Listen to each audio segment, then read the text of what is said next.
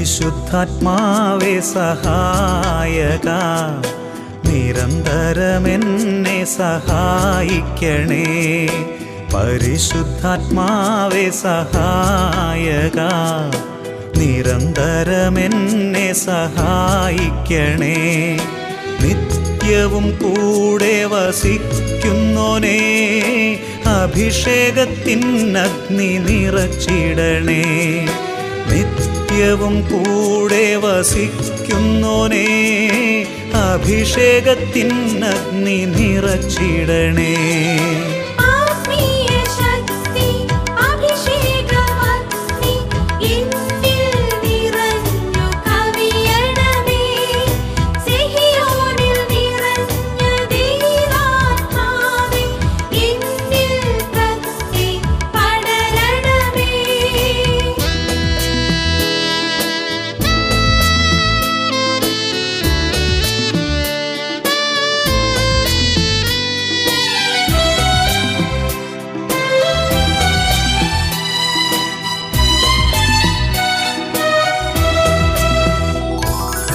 എന്നുള്ളിൽ നിറയുന്ന ദൈവിക ശക്തി ലൗകിക ശക്തിയെ തകർത്തിടുന്നു.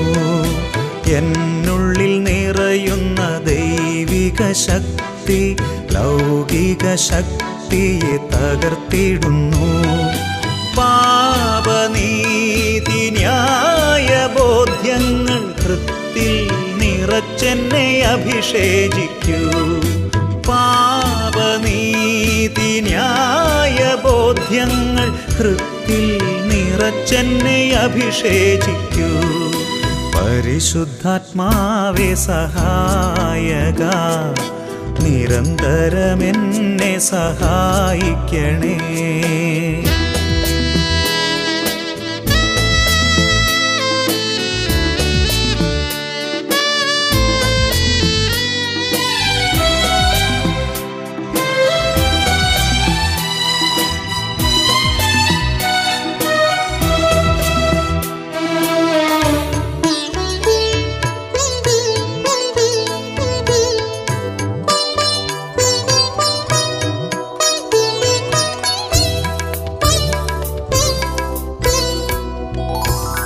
വചനം പഠിക്കുവാൻ കൃപ ചൊരിയണമേ, അനുസ്മരിച്ചിടാനും വരമരുളൂ.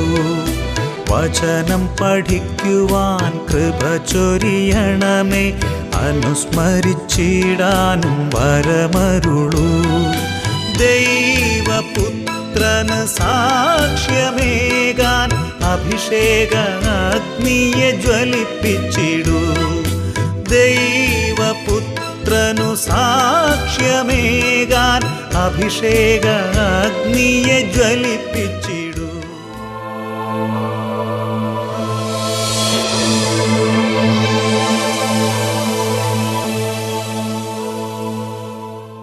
Price the Lord.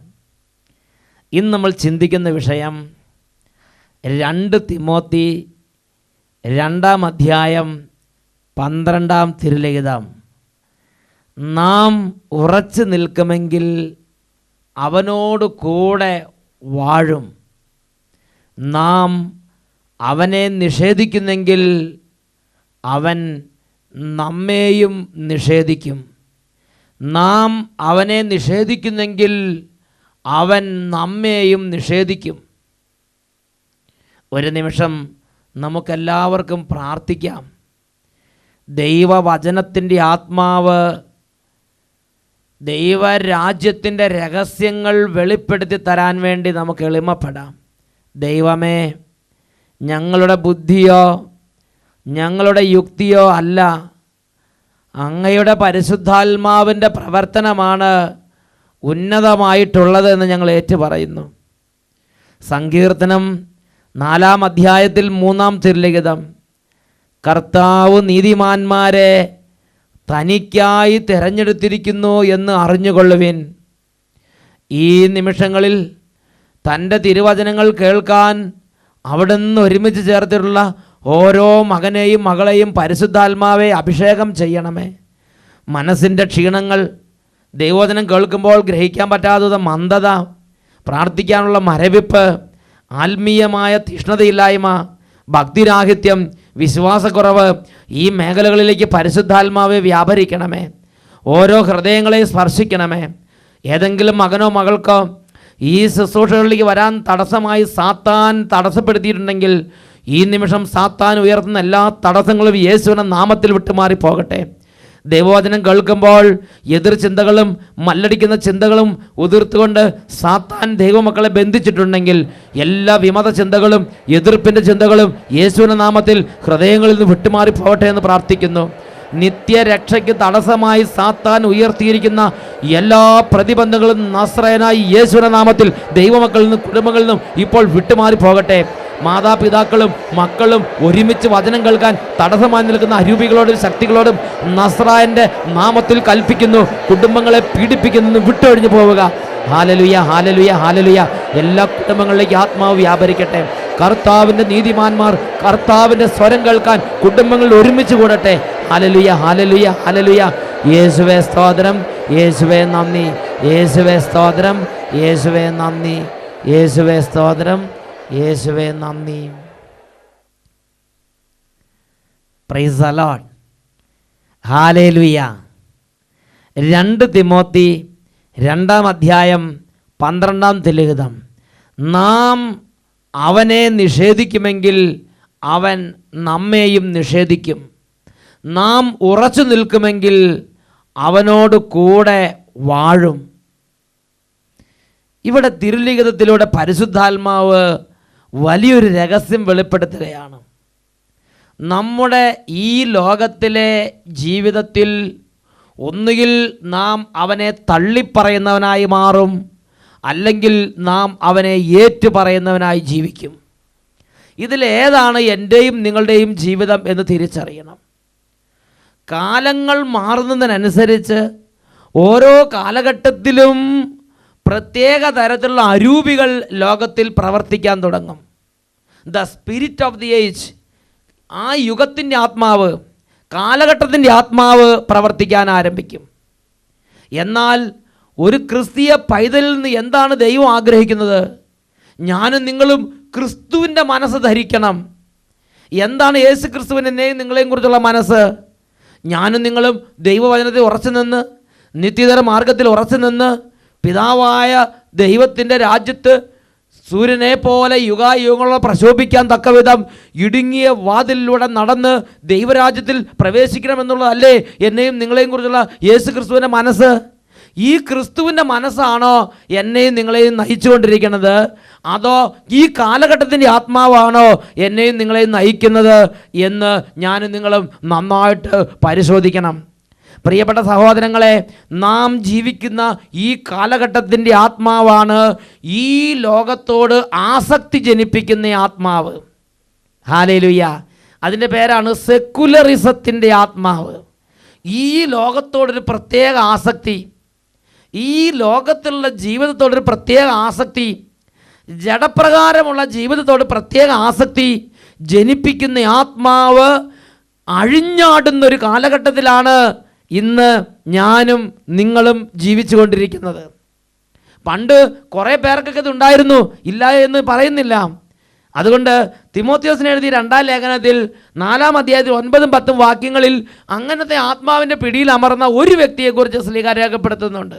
ഒരുപാട് കാലം ശ്ലീഹായുടെ കൂടെ നടന്ന്, ഒരുപാട് കാലം പൗലോസ് ശ്ലീഹായിലൂടെ കർത്താവ് നൽകിയ വെളിപ്പാടുകൾ കേട്ട്, പരിശുദ്ധാത്മാവിൻ്റെ ദൂത് കേട്ട്, ദൈവരാജ്യ ബോധ്യങ്ങൾ കേട്ടിട്ട് ഒരു പ്രത്യേക സാഹചര്യത്തിൽ യേശു ക്രിസ്തുവിൻ്റെ മനസ്സിനെ ഉപേക്ഷിച്ച്, യേശു ക്രിസ്തുവിൻ്റെ ആത്മാവിൻ്റെ പ്രേരണകളെ ഉപേക്ഷിച്ച് ലോകത്തിൻ്റെ പ്രേരണകൾക്ക് വശംവദനായ മനുഷ്യനെ കുറിച്ചാണ് തിമോത്തിയോസിന് എഴുതിയ 2-ാം ലേഖനം 4-ാം അധ്യായം 9-10 വാക്യങ്ങളിൽ പൗലോസ് ശ്ലീഹ പറയുന്നത്. അവിടെ നമ്മൾ ഇങ്ങനെയാണ് വായിക്കുന്നത്: ഇതാ ഈ ലോകത്തോടുള്ള ആസക്തി മൂലം ദേമാസ് എന്നെ ഉപേക്ഷിച്ച് അവൻ തിരിച്ചു പോയിരിക്കുന്നു. ഈ ലോകത്തോടുള്ള ആസക്തി മൂലം ദേമാസ് എന്നെ ഉപേക്ഷിച്ചു പോയിരിക്കുന്നു എന്ന് പൗലോസ് ശ്ലീഹ വെളിപ്പെടുത്തുകയാണ്. ദേമാസ് എന്ന് പറഞ്ഞ വ്യക്തി കുറേ കാലം പൗലോസ് ശ്ലീഹയുടെ കൂടെ നടന്നയാളാണ്. ദേമാസ് എന്ന് പറഞ്ഞ വ്യക്തി കുറേ കാലം പ്രാർത്ഥിച്ചുകൊണ്ട് നടന്നയാളാണ്. ദേമാസ് എന്ന വ്യക്തി കുറേ കാലം ആത്മീയതയിൽ മുന്നേറിയ ആളാണ്. എന്നാൽ ഈ ലോകത്തോടുള്ള ആസക്തി അയാളെ ആക്രമിച്ചപ്പോൾ ആ ആസക്തിയോട് എതിരിട്ട് തോൽപ്പിക്കുന്നതിന് പകരം അവൻ ആ ആസക്തിക്ക് കീഴ്പ്പെട്ട് അവൻ ലോകപ്രകാരമുള്ള ജീവിതത്തിലേക്ക് മടങ്ങിപ്പോയി. ഇത് ദേമാസ് എന്ന വ്യക്തിക്ക് മാത്രമല്ല, ഇത് യേശു ക്രിസ്തുവിനെ ഏറ്റുപറയുന്ന ഏതൊരു ക്രിസ്തു ശിഷ്യനും അഭിമുഖീകരിക്കേണ്ട ഒരു യാഥാർത്ഥ്യമാണ്. ഇന്ന് ഞാനും നിങ്ങളും ഈ ലോകത്തിൽ നിന്ന് അഭിമുഖീകരിച്ചുകൊണ്ടിരിക്കുന്ന വലിയൊരു പ്രശ്നമാണിത്. ഈ ലോകത്തിൻ്റെ ആത്മാവ്, സെക്കുലറിസത്തിൻ്റെ ആത്മാവ് എന്ന് പറഞ്ഞാൽ തിന്നണം, കുടിക്കണം, അങ്ങനെ ഈ ലോകത്ത് നന്നായി ജീവിക്കണം, നല്ല വീട് വെക്കണം, നല്ല ജോലി വേണം, നല്ല കാറ് വേണം, നല്ല കമ്പ്യൂട്ടർ വേണം, ജീവിതത്തിൽ വേദനയൊന്നും അധികം വേണ്ട, ഇഷ്ടംപോലെ പണം വേണം, നല്ല ഡ്രസ്സ് വേണം, നല്ല സുഗന്ധലേപനങ്ങൾ വേണം, നല്ല ചെരുപ്പ് വേണം. ഇതിൽ കൂടുതലായിട്ടൊന്നും വലിയ മൂല്യങ്ങളൊന്നും ഇല്ലാതെ ഇങ്ങനെ ഈ ലോകത്തിലെ ജീവിതത്തെക്കുറിച്ച്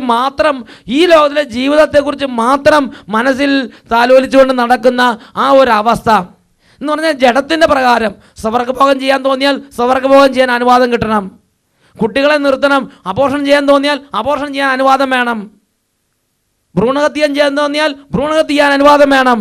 അങ്ങനെ പാപമെല്ലാം ചെയ്യാൻ നിയമപരമായ അനുവാദം ഉണ്ടാക്കി അങ്ങനെ ഒരു പ്രത്യേക തരത്തിലുള്ള പാപത്തിൻ്റെ ഒരു പ്രത്യേക തരത്തിലുള്ള വ്യവസ്ഥിതി ഇവിടെ ഉണ്ടാക്കി അങ്ങനെ ഇവിടുത്തെ ലോകം, ഈ ലോകത്തിലെ ജീവിതം എങ്ങനെയെങ്കിലുമൊക്കെ കഴിച്ചുകൂട്ടുക. ഈ ലോകത്തിലെ ജീവിതത്തിന് ശേഷം മരണത്തിനും അപ്പുറത്തുള്ള ജീവിതത്തെക്കുറിച്ച് കാര്യമായി ചിന്തിക്കാതിരിക്കുക.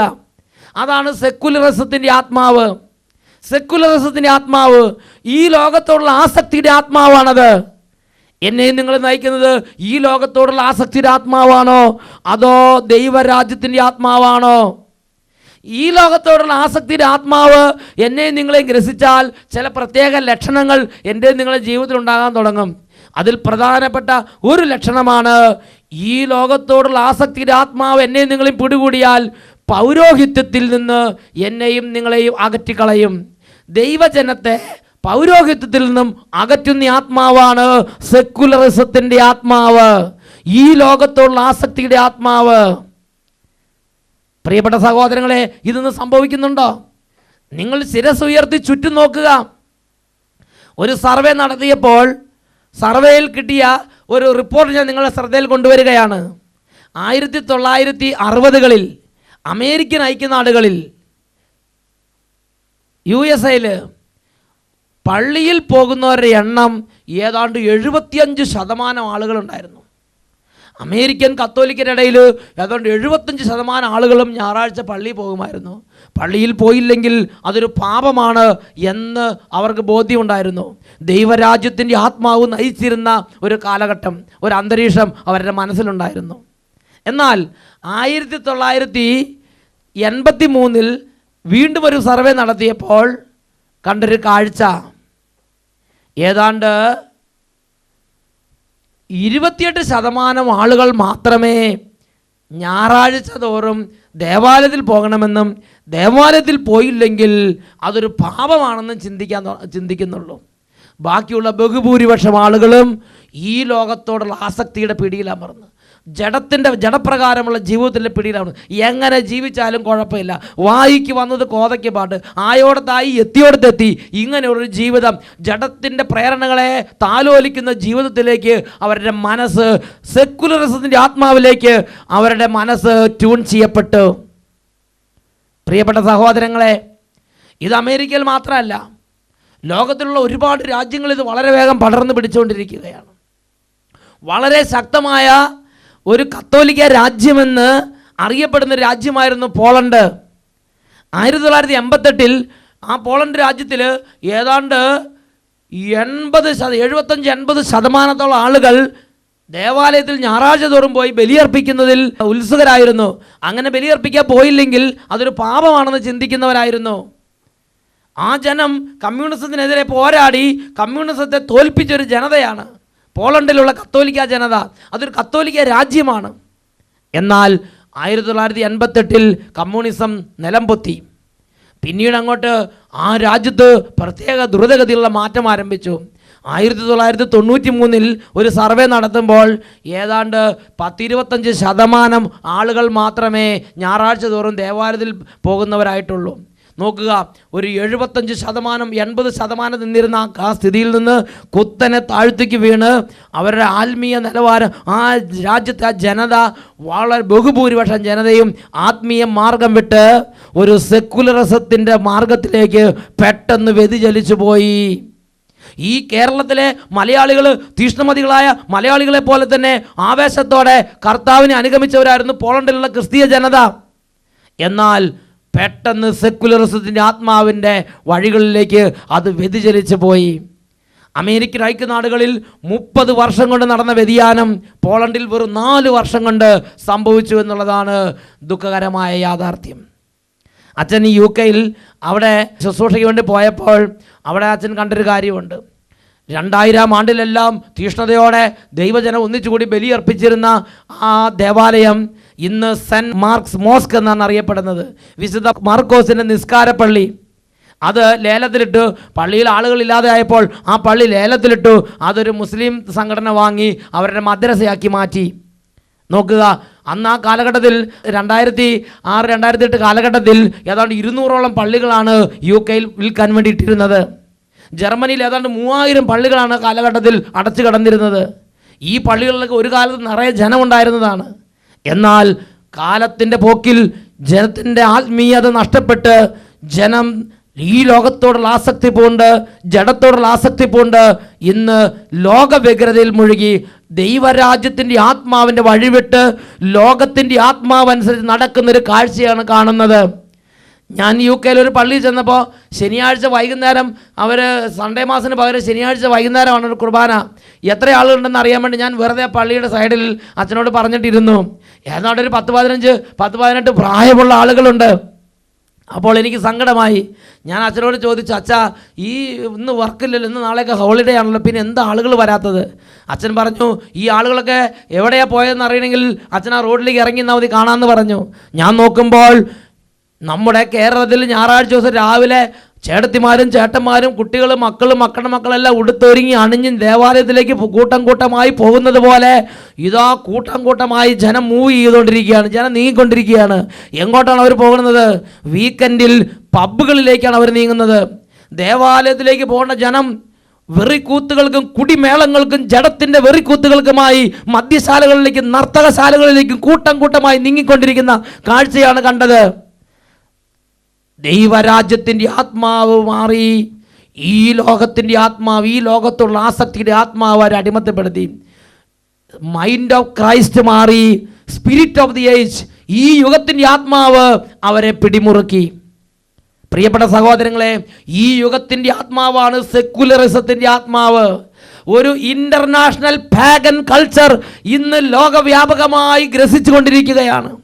പ്രിയപ്പെട്ട മകനെ, മകളെ, നീ വിശ്വാസത്തിന് നല്ല പോരാട്ടം നടത്തണമെന്ന് ദൈവത്തിൻ്റെ പരിശുദ്ധാത്മാവ് ഈ നിമിഷം എന്നെയും നിങ്ങളെയും തൊട്ട് ഉത്ബോധിപ്പിക്കുകയാണ്. തിമോഥെയോസിന് എഴുതിയ ലേഖനത്തിൽ പരിശുദ്ധാത്മാവ് 1-ാം ലേഖനത്തിൽ 6-ാം അധ്യായത്തിൽ 12-ാം വാക്യത്തിൽ പറയുന്നു, വിശ്വാസത്തിന് നല്ല പോരാട്ടം നടത്തുകയും നിത്യജീവനെ മുറുകെ പിടിക്കുകയും ചെയ്യുവിൻ.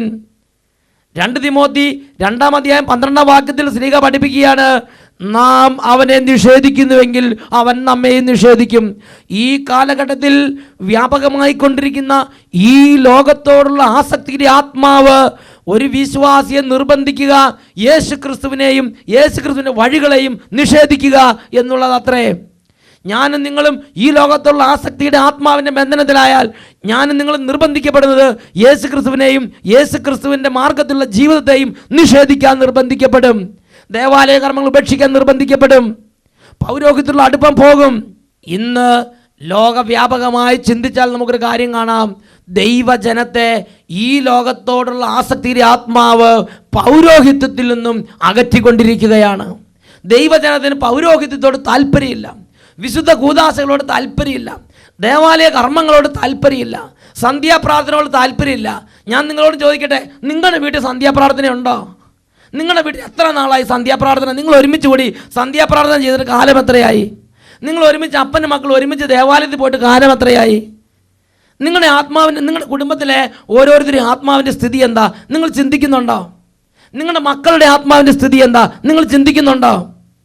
നിങ്ങൾ ഈ ലോകത്തിൽ വേണ്ട എല്ലാ കാര്യങ്ങളും നേടിക്കൊടുക്കുന്നു, എന്നാൽ ബൈബിൾ പഠിപ്പിക്കുന്നുണ്ടോ?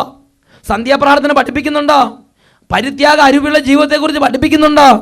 നിത്യരക്ഷയെക്കുറിച്ച് പഠിപ്പിക്കുന്നുണ്ടോ? ആത്മരക്ഷയെക്കുറിച്ച് ബോധ്യം കൊടുക്കുന്നുണ്ടോ? ബാക്കി എല്ലാ കാര്യത്തെക്കുറിച്ചും ബോധ്യം കിട്ടുന്നുണ്ട്. പന്നിപ്പനി വന്നാൽ അതിനെതിരെ ജാഗരൂകത പാലിക്കണമെന്നറിയാം. ആഗോളമാന്ദ്യം വന്നാൽ അതിനെതിരെ നടക്കുന്ന നിലപാടിനെക്കുറിച്ച് അറിയാം. ലോൺ എടുത്തും അത് ചെയ്തും ഇത് ചെയ്തും ഈ ലോകത്തിലെ ജീവിതം സുരക്ഷിതമാക്കുന്നതിനെ കുറിച്ച് എല്ലാവർക്കും അറിയാം. എന്നാൽ എന്തുകൊണ്ട് ഈ സെക്യുലറിസത്തിൻ്റെ പിടിയിൽ അമരുന്ന ഈ ലോകം ആഗോള വ്യാപകമായി വലിയൊരു ആത്മീയ മാന്ദ്യം നേരിടുന്നുവെന്ന് തിരിച്ചറിയുന്നില്ല? പ്രിയപ്പെട്ട ദൈവജനമേ, മനസ്സിലാക്കണം, ലോകമെമ്പാടും ഇന്ന് ദൈവജനം അഭിമുഖീകരിക്കുന്ന പ്രശ്നമാണ് ഒരു വലിയ ആഗോളപരമായ ഒരു ആത്മീയ മാന്ദ്യം. അതിൻ്റെ കാരണം സെക്യുലറിസത്തിൻ്റെ ആത്മാവാണ്. ഞാൻ നിങ്ങളും പടവരുത്തുന്നത് ഈ സെക്യുലറിസത്തിൻ്റെ ആത്മാവിലാണ്. ഈ ലോകത്തോടുള്ള ആസക്തി കത്തിജ്വലിക്കുന്ന ഒരു അന്തരീക്ഷം ജനിപ്പിക്കുന്ന ഒരു സാഹചര്യത്തിൽ നിന്ന് ഞാൻ നിങ്ങളും വിട്ടുനിൽക്കണം. Praise the lord, hallelujah. Daniel പ്രവാചകന്റെ പുസ്തകം 1-8 വാക്യം. ദാനിയേലിനെയും കൂട്ടരെയും ഇതാ രാജാവ് കൊട്ടാരത്തിലേക്ക് കൊണ്ടുപോയി. അവിടെ വിഭവസമൃദ്ധമായ ഭക്ഷണവും വീഞ്ഞെല്ലാം ഈ രാജാവ് പറഞ്ഞു, ദാനിയേലിനും കൂട്ടർക്കും ഞാൻ കഴിക്കുന്ന അതേപോലെ വിഭവസമൃദ്ധമായ ഭക്ഷണവും വീഞ്ഞും കൊടുക്കുക. എന്നാൽ ദാനിയേൽ ഹൃദയത്തിൽ നിശ്ചയിച്ചുറപ്പിച്ചു, രാജാവ് കഴിക്കുന്ന വിഭവസമൃദ്ധമായ ഭക്ഷണം കൊണ്ടോ അവൻ കുടിക്കുന്ന വീഞ്ഞുകൊണ്ടോ താൻ മലിനനാവുകയില്ല എന്ന് ദാനിയേൽ നിശ്ചയിച്ചുറപ്പിച്ചു. ഫ്രീ ആയിട്ട് കിട്ടുന്നല്ലേ, കഴിച്ചുകൂടെ? ദാനിയേലിനെയും കൂട്ടരെയും രാജാവ് കൊട്ടാരത്തിലേക്ക് ക്ഷണിച്ച് അവിടെ അതിഥികളായി പാർപ്പിച്ചിരിക്കുകയാണ്.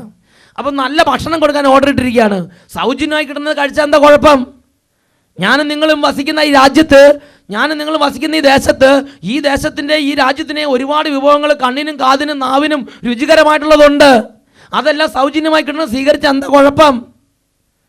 ഗവൺമെൻറ് അനുവദിച്ചിട്ടുള്ളത് സ്വീകരിച്ച എന്താ കുഴപ്പം? ആത്മീയമായി മക്കളെ വിവേചിക്കാതെ ഒന്നും സ്വീകരിക്കരുത്. കഴുകൻ വെട്ടി വിഴുങ്ങി എല്ലാം അകത്താക്കുന്നത് പോലെ നമ്മുടെ ഈ കാലഘട്ടത്തിൽ നമ്മുടെ കണ്ണിനും കാതിനും നദരത്തിനെല്ലാം രുചികരമായി ഈ ലോകം ഒരുക്കണ എല്ലാം നമ്മൾ സ്വീകരിക്കരുത്. ആത്മീയമായി വിവേചിക്കണം. ദാനിയേൽ മനസ്സിലാക്കി, ഞാൻ ഈ വിഭവസമൃദ്ധമായ ഭക്ഷണവും ഈ വീഞ്ഞും എല്ലാം കഴിച്ചാൽ ഈ ഭക്ഷണത്തെക്കാൾ ഇതിൻ്റെ ആത്മാവ് എൻ്റെ മേൽ പിടിമുറുക്കും. ഈ ലോകത്തോടുള്ള ആസക്തി ജ്വലിപ്പിക്കുന്ന ഈ ആത്മാവ് എന്നെ പിടിമുറുക്കും. ഞാൻ പിന്നെ ആത്മാവിൻ്റെ പിടിയിലാവും എന്ന് തിരിച്ചറിഞ്ഞ ദാനിയേൽ പറഞ്ഞു, രാജാവ് കഴിച്ചിരുന്ന വിഭവസമൃദ്ധമായ ഭക്ഷണം കൊണ്ടോ അവൻ കുടിച്ചിരുന്ന വീഞ്ഞുകൊണ്ടോ താൻ മലിനനാവുകയില്ല എന്ന് ദാനിയേൽ നിശ്ചയിച്ചുറപ്പിച്ചു. പ്രിയപ്പെട്ട ദൈവമക്കളെ, ഈ ലോകത്തോടുള്ള ആസക്തിയിലേക്ക് നയിക്കുന്ന വസ്തുക്കൾ ഉപയോഗിക്കുന്നതിൽ നിങ്ങൾ പിന്തിരിയണം. ഈ ലോകത്തുള്ള ആസക്തി ജ്വലിപ്പിക്കുന്ന എല്ലാ വസ്തുക്കളും കുടുംബത്തിനകത്ത് വലിച്ചെറിയണം. സുഖലോലുപതയിലേക്ക് നയിക്കുന്ന സാഹചര്യങ്ങളും അങ്ങനെയുള്ള പ്രവണതകൾ പ്രേരിപ്പിക്കുന്ന കൂട്ടുകെട്ടുകൾ ഉപേക്ഷിക്കണം. ആത്മീയ പരിത്യാഗത്തിൻ്റെയും ആത്മീയ ഉണർവിൻ്റെയും വഴികളിലേക്ക് നയിക്കുന്ന കൂട്ടുകെട്ടുകളിലേക്ക് നിങ്ങൾ ചേരണം. അങ്ങനെയുള്ള വഴികളിലെ നിങ്ങൾ പുലുകണം. അങ്ങനെയുള്ള പുസ്തകങ്ങൾ വായിക്കണം. അങ്ങനെയുള്ള പ്രാർത്ഥന കൂട്ടായ്മകളിൽ പോകണം. ദേവാലയകർമ്മത്തിൽ പങ്കെടുക്കണം. അങ്ങനെ വിശ്വാസിയുടെ ഒരു നല്ല പോരാട്ടം ചെയ്യണമെന്ന് ദൈവത്തിൻ്റെ പരിശുദ്ധാത്മാവ് ഇന്നിതാ ഉത്ബോധിപ്പിക്കുന്നു. ഒരു നിമിഷം നമുക്ക് പ്രാർത്ഥിക്കാം. ഓ ദൈവമേ, പൗരോഹിത്യത്തിൽ നിന്നും ദേവാലയ കർമ്മങ്ങളിൽ നിന്നും വിശുദ്ധ കൂദാശകളിൽ നിന്നും സന്ധ്യാപ്രാർത്ഥനകളിൽ നിന്നും ദൈവവചനത്തിൽ നിന്നും വിശുദ്ധന്മാരുടെ ജീവചരിത്രങ്ങളിൽ നിന്നും ആത്മീയ കാര്യങ്ങളിൽ നിന്ന് അകറ്റിക്കളയുന്ന, ആത്മീയതയോട് പുച്ഛം തോന്നിക്കുന്ന ആ അരൂപിയോട് പോരാടി, ഈ ലോകത്തോടുള്ള ആസക്തി ജ്വലിപ്പിക്കുന്ന അരൂപിയോട് പോരാടി, ഈ യുഗത്തിൻ്റെ ആത്മാവിനോട് പോരാടി, ഈ യുഗത്തിൽ വിശ്വാസം കാത്തു സംരക്ഷിക്കാൻ വിശ്വാസിയുടെ നല്ല പോരാട്ടം നടത്താൻ ഓരോ മകനെയും മകളെയും അനുഗ്രഹിക്കണമേ. Hallelujah, hallelujah, hallelujah. യേശുവേ ആരാധന, ആരാധന, ആരാധന. യേശുവേ സ്തോത്രം, യേശുവേ നന്ദി, യേശുവേ സ്തോത്രം, യേശുവേ നന്ദി. തിമോത്തിയോസിന് എഴുതിയ 2-ാം ലേഖനം 2-ാം അധ്യായം 12-ാം തിരുലിഖിതം. നാം അവനെ നിഷേധിക്കുമെങ്കിൽ അവൻ നമ്മെയും നിഷേധിക്കും. നാം ഉറച്ചു നിൽക്കുമെങ്കിൽ അവനോടുകൂടെ നാം വാഴും. Praise the Lord.